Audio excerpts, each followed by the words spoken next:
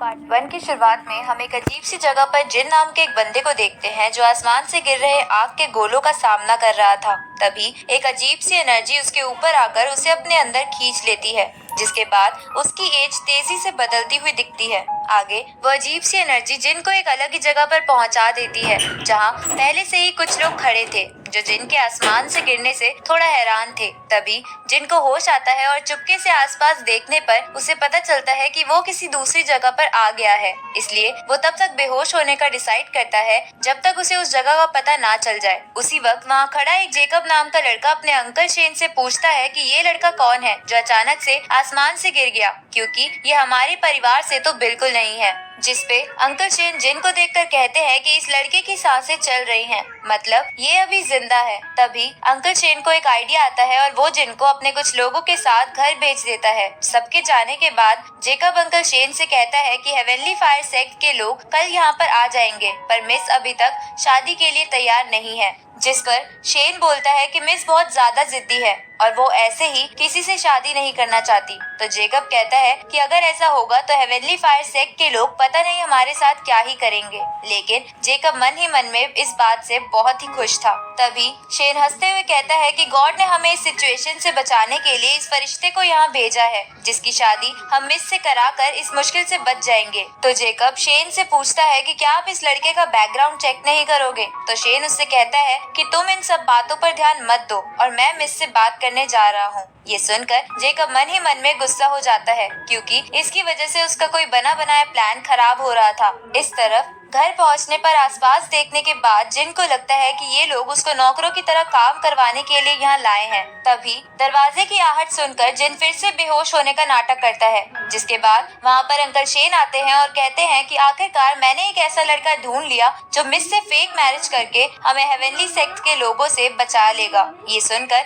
जिन तुरंत ही उठ के वहाँ से भागने लगता है, क्योंकि उसे शादी वादी के चक्करों में नहीं फंसना था। पर अंकल शेन उसे पकड़ लेते हैं और उससे बोलते हैं कि मुझे पता था कि तुम बेहोशी का नाटक कर रहे थे, लेकिन तुम शादी क्यों नहीं करना चाहते। जिस पर जिन कहता है कि चाहे मुझे नौकर बना लो, पर मैं ये शादी नहीं करूंगा, क्योंकि आप लोग तो शादी कराकर बच जाओगे, पर हो सकता है कि हेवनली सेक्ट के लोग मुझे जान से मार दे। ये सुन के अंकल शेन समझ जाते हैं कि जिन बहुत ज्यादा स्मार्ट है, इसलिए वो अपनी पावर्स की मदद से पानी के चाकू बनाकर जिन को डराने की कोशिश करते हैं। तभी वहाँ जेकब आता है और अंकल शेन से कहता है कि हेवनली सेक्ट के लोग कल नहीं बल्कि आज ही आने वाले हैं। साथ ही वो मन ही मन में खुश हो रहा था, क्योंकि उसी ने उन लोगों को आज बुलाया था। अब हेवनली सेक्ट के लोगों के आने की बात सुनकर अंकल शेन कहते हैं कि अब तो हमें अभी के अभी शादी करनी होगी। ये सुनकर जिन निराश होने लगता है, क्योंकि वो वहाँ से निकलने के लिए कुछ नहीं कर सकता था। तभी वहाँ पर मिस आती है जो बहुत ही ब्यूटीफुल थी,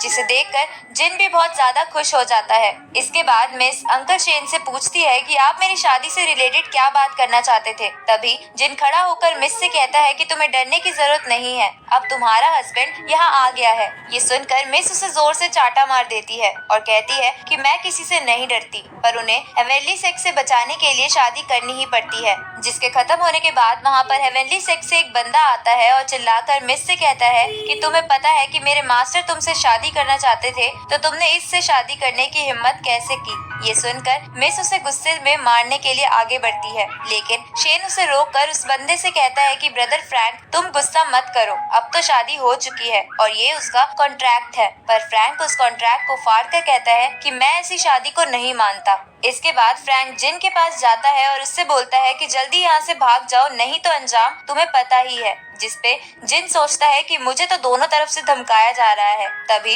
अंकल शेन को लगता है कि अगर फ्रैंक पहले जिन पर अटैक करे तो वो इसका फायदा उठा सकते हैं। पर उसी वक्त जिन अंकल शेन से पूछता है कि क्या यहाँ पर खड़े लोगों में फ्रैंक सबसे ज्यादा ताकतवर है, जिसपे अंकल शेन हाँ करते हैं। ये सुन के जिन एक लकड़ी की कुर्सी उठाकर फ्रैंक के सर पे मार देता है, लेकिन इससे उसको कुछ नहीं होता और वो जिन को मारने के लिए आगे बढ़ता है, पर मिस उसे रोक देती है। इसके बाद जिन शेन के पीछे छुप जाता है और उनसे कहता है कि अब आगे का आप संभालो। जिस पर शेन कहता है कि चालाक बच्चे, तुम मेरा इस्तेमाल कर रहे हो। अब फ्रैंक अपनी लायन स्पिरिट से शेन को मारने आगे बढ़ता है, लेकिन शेन उसे शील्ड की मदद से रोक देते हैं और फ्रैंक को गुस्सा ना करने को कहते हैं। तभी जिन मिस को उठा लेता है और वहाँ से जाने लगता है तो शेन उससे पूछता है कि तुम कहाँ जा रहे हो, जिस पर जिन बोलता है कि आप इस मेहमान को संभालो, मैं तो अपनी फर्स्ट नाइट मनाने जा रहा हूँ। आगे जिन मिस को एक कमरे में लेकर आता है जहाँ जिन कहता है कि मैंने उसे अपनी फैमिली के बिहाफ पर मारा है, इसलिए तुम्हें थैंक यू बोलने की जरूरत नहीं।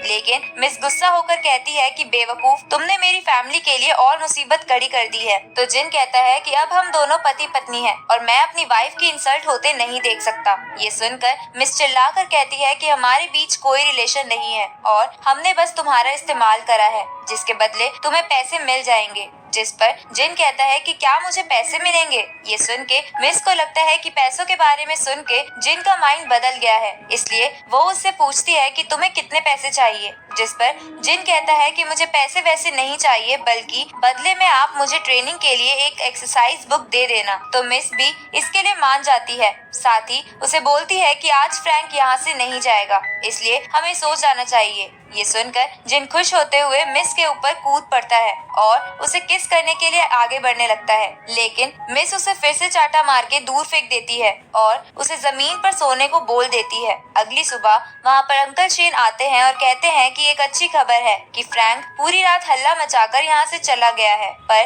पता नहीं आगे क्या होगा। तो मिस कहती है कि पूर्वजों की जगह जल्द ही खुलने वाली है और जैसे ही पूर्वजों की चीजें मुझे मिल जाएंगी तो हमें हेवनली सेक्ट के लोगों से डरना नहीं पड़ेगा। जिस पर अंकल शेन कहते हैं कि लेकिन वो तो पिछले 100 सालों में एक बार भी नहीं खुला, इसलिए मुझे अभी भी उसके ना खुलने का डर है। तभी जिन उनसे कहता है कि मैं प्रैक्टिस करने जा रहा हूँ, जिसके बाद मैं भी आप लोगों की मदद करूंगा। आगे हम जिन को एक झरने के पास मेडिटेट करते हुए देखते हैं, जहां वो सोचता है कि उसे स्पिरिचुअल एनर्जी फील हो रही है, लेकिन वो फिर भी उसे ट्रेन नहीं कर पा रहा था। तभी वहां बड़े बड़े पत्थर गिरने लगते हैं, इसलिए वो वहां से भागने लगता है। इधर अंकल शेन को ये झटके महसूस होते हैं, जिससे उन्हें लगता है कि पूर्वजों की जगह खुल रही है, इसलिए वो मिस के साथ उस तरफ बढ़ते हैं। जहां पहुंचने पर वो पूर्वजों की जगह को खुला हुआ देखते हैं, इसलिए मिस उसमें जाने के लिए आगे बढ़ने लगती है, पर शेन उसे रोक कर कहते हैं कि ये जगह कई सालों से नहीं खुली है, इसलिए हमें एक बार किसी और को भेजकर इसका टेस्ट करना चाहिए। तभी वहाँ छुपा हुआ जिन ये बात सुनकर मन में सोचता है कि पता नहीं ये बुढ़ा अब क्या करेगा। उसी समय शेन अपनी ताकत से जिन को पूर्वजों की जगह के रास्ते में फेंक कर चेक कर लेते हैं कि वहाँ कोई दिक्कत नहीं है,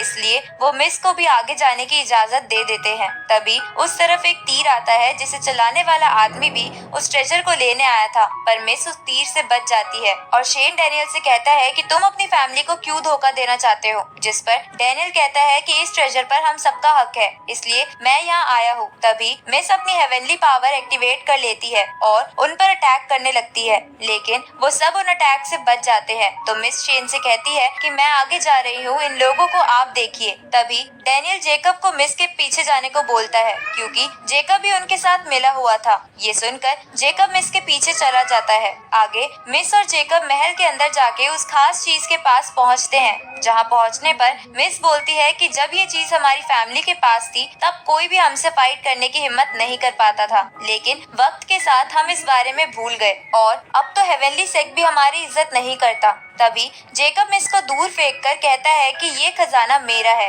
ये सब वहाँ खड़ा जिन भी छुपकर देख लेता है। अब जेकब और मिस दोनों उस खजाने के पास जाते हैं, लेकिन वो खजाना उन दोनों को टच करते ही बहुत दूर फेंक देता है। ये देखकर जिन जेकब से कहता है कि तुम्हें ज्यादा लालच नहीं करना चाहिए, वरना तुम्हारे साथ ऐसा ही होगा। ये सुनकर जेकब को गुस्सा आता है और वो अपनी एनर्जी रिस्टोर करने के लिए मेडिटेट करने बैठ जाता है, जिसे देखकर मिस जिन से कहती है कि तुम इसे मेडिटेट करते वक्त मार दो। जिस पर जिन पूछता है कि लेकिन मैं ऐसा क्यों करूं? तो मिस कहती है कि अगर तुमने इसे अभी नहीं मारा तो बाद में ये तुम्हें मार देगा। ये सुनकर जिन बोलता है कि लेकिन तुम्हारी मदद के बदले मुझे क्या मिलेगा? जिस पर मिस कहती है कि तुम्हें अभी भी प्रॉफिट की पड़ी है, लेकिन वो कुछ नहीं कर सकती थी, इसलिए वो जिन से पूछती है कि तुम्हें क्या चाहिए। तो जिन कहता है कि हम दोनों हस्बैंड वाइफ है, पर तुमने मुझे अभी तक हस्बैंड की तरह ट्रीट करने नहीं दिया, तो क्या तुम ऐसा करने दोगी? ये सुनकर पहले तो मिस गुस्सा करती है, लेकिन बाद में जेकब को मारने के लिए मान जाती है। तो जिन जेकब को मारने के लिए आगे बढ़ता है, पर वो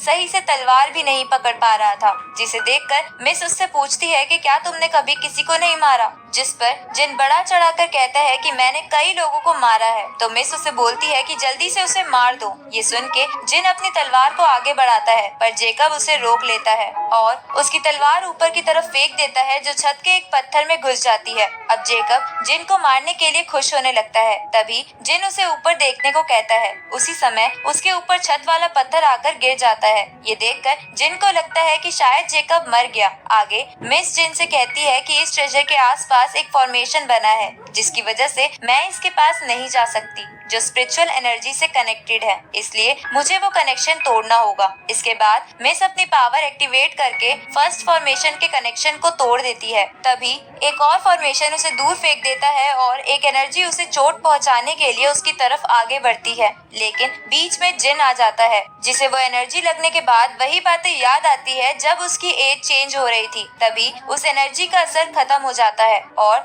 जिन देखता है कि उसे कोई भी चोट नहीं आई है, जिसे देखकर वो खुश होने लगता है। ये देखकर मिस बोलती है कि उस फॉर्मेशन ने तुम पर अटैक किया था, लेकिन फिर भी तुम्हें कुछ क्यों नहीं हुआ। उसी समय वो फॉर्मेशन टूट जाता है और जिन उसकी तरफ बढ़ने लगता है। ये देखकर मिस को महसूस होता है कि कहीं ये फॉर्मेशन जिन की वजह से तो नहीं टूटा, पर वो इस बात को इग्नोर कर देती है और उस ट्रेजर की तरफ बढ़ती है। तभी वो ट्रेजर हवा में उड़ने लगता है और उसकी एनर्जी मिस के अंदर आने लगती है, जिसके बाद वहाँ रखे बाकी ट्रेजर भी उड़ने लगते हैं और उनकी भी एनर्जी मिस के अंदर आने लगती है। ये देखकर जिन अपने सर को बचाने के लिए वहाँ से साइड हट जाता है, जहाँ वो एक गोल्डन स्क्रोल को देखता है, जो उसके सर के अंदर घुस जाता है, जिसके बाद जिन बेहोश हो जाता है। थोड़ी देर बाद जिन को होश आता है और वो देखता है कि मिस ने अब वो एनर्जी कंज्यूम कर ली है। साथ ही मिस उसे कहती है कि यहाँ पर एक हेवनली बुक भी होनी चाहिए थी, जो कई सालों से यहाँ थी, लेकिन शायद मेरी फैमिली की कुछ बातें गलत थी। ये सुनकर जिन समझ जाता है कि हेवनली बुक वही गोल्डन स्क्रोल था